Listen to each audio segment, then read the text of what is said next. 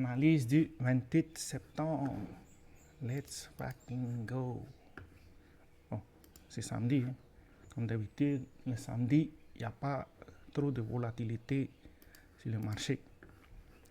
Donc, les trades à faire le samedi, c'est des trades en range.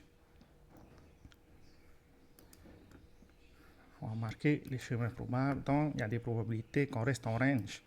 C'est-à-dire qu'on attrape les liquidités, qu'on forme un point haut et qu'on retrace les mouvements, mais qu'on reste dans cette zone avant de casser à la hausse ou à la baisse. Donc, il y a des probabilités qu'on fasse ça jusqu'à au moins dimanche après-midi. Bien sûr, il y a des probabilités qu'on vienne combler les gaps qu'on a laissés, attraper la liquidité qu'on a laissée tout le long de la tendance haussière à court terme. Donc, il y a des probabilités qu'on vienne chercher les gaps et la liquidité. Ça, c'est si jamais on a une tendance baissière. Après, bien sûr, la dernière option, c'est qu'on part directement. Ça, c'est moins probable. Si jamais on commence une tendance haussière aujourd'hui, alors là, c'est qu'il y a un événement qui s'est passé. Mais bon, ça, c'est moins probable. Il y a des probabilités qu'on commence une tendance baissière. Mais pour moi, si jamais on commence une tendance baissière, c'est demain après-midi ou bien lundi matin. Voilà. Sinon, on risque de rester dans cette zone. Voilà. En tout cas, c'est les niveaux et les chemins probables par rapport à Bitcoin. Maintenant, comme c'est samedi, il n'y a pas trop de volatilité sur le marché. J'ai une question qui a été posée, c'est qu'est-ce qu'un gap? Ben, c'est ce qu'on va voir tout de suite. Un gap, c'est inefficience de prix. C'est ça, un gap. Ça, c'est la partie théorie d'abord qu'on va voir. Hein. Normalement, le marché, il a tendance, donc on va zoomer d'abord. En théorie, le marché, il a tendance à former des points hauts, ensuite des corrections, un nouveau point haut, et de venir retester la zone précédente. Voilà, à chaque fois, on forme un nouveau point haut, on reteste le niveau précédent. On forme un nouveau point haut, on reteste le niveau précédent. Ensuite, à ce moment-là, on forme un nouveau point haut, puis on ne reteste pas le niveau précédent, c'est-à-dire là, il y a la ligne rouge en bas. Et on casse tout de suite à la hausse ce niveau-là. Voilà. Ben, l'espace entre le point le plus bas et le dernier point haut avant le BOS, c'est-à-dire la cassure de la structure, cet espace-là, les deux traits rouges, on appelle ça un gap. Voilà. Ça, c'est la partie théorie. Parce qu'en théorie, ça, c'est l'idéal. Ça veut dire que c'est plus simple à voir comme ça. Mais en pratique, par exemple, si on vient là, là c'est beaucoup plus compliqué à voir. C'est où le gap. Mais en théorie, c'est ça un gap. C'est l'espace qu'il y a entre notre support.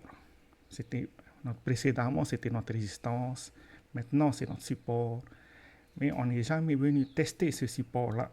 C'est-à-dire que probablement, il y a une nouvelle sur le marché qui a entraîné un mouvement haussier à court terme. Hein.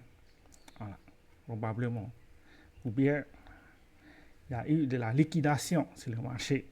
C'est-à-dire qu'il y a des personnes qui se sont positionnées avec des effets de levier, qui ont été forcées de clôturer leur position, ce qui a entraîné un mouvement haussier. Ça, c'est pourquoi les gaps se produisent. En français, on appelle les écarts. Ça, c'est un écart. Un gap, c'est un écart. En tout cas, c'est pour ça, pour ces raisons-là, que ça se produit.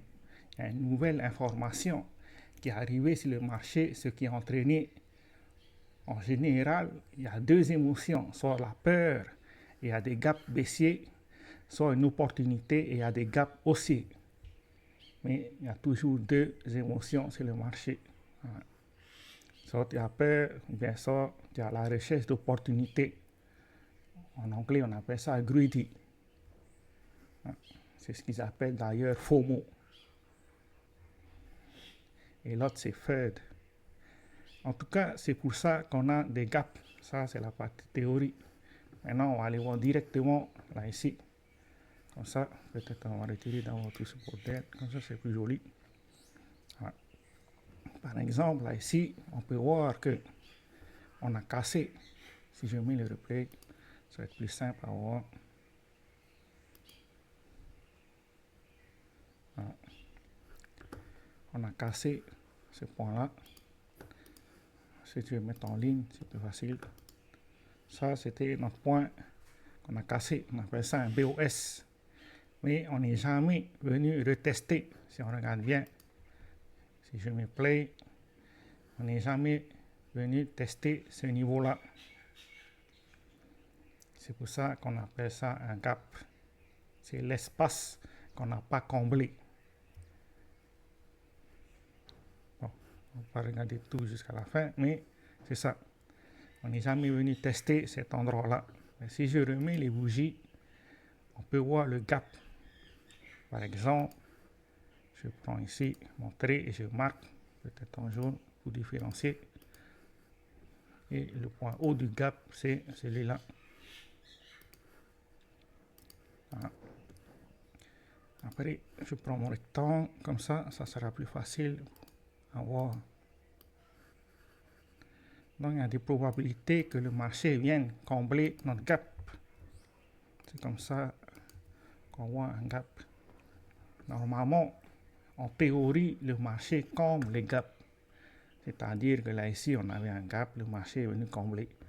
Là, ici, on avait un gap, le marché est venu combler.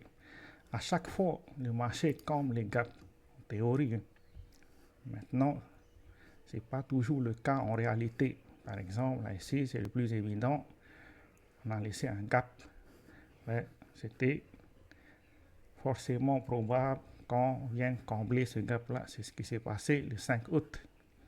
Ensuite, le 5 août, le 4 août, le 3 et le 2, on a laissé plusieurs gaps. Mais dans les jours qui ont suivi, on est venu combler ces gaps. Pareil pour cette bougie-là, c'était un jeudi. Par exemple, si je marque, ça c'était le bas du gap. Ensuite, là c'était le haut. Mais dans les jours qui ont suivi, on est venu combler ce gap-là. On s'est arrêté pile à cet endroit-là et on est retourné dans l'autre sens pour combler d'autres gaps. À chaque fois, le marché essaie de combler les gaps qu'on a laissés. Ce n'est pas toujours le cas, mais si on prend les statistiques, entre 80% des gaps sont comblés. Surtout les gaps qui ont été faits dans une tendance baissière. Les gaps qui ont été faits dans une tendance haussière, par exemple, il y a des gaps là ici qui vont probablement ne jamais être. Le marché ne va jamais venir chercher ces gaps-là. Mais si c'est dans l'autre sens, par exemple, là en tendance baissière, il y a de fortes probabilités, c'est-à-dire peut-être 99,9% que le marché vienne combler ces gaps. C'est tout ce qu'on a pour aujourd'hui. Ciao, ciao.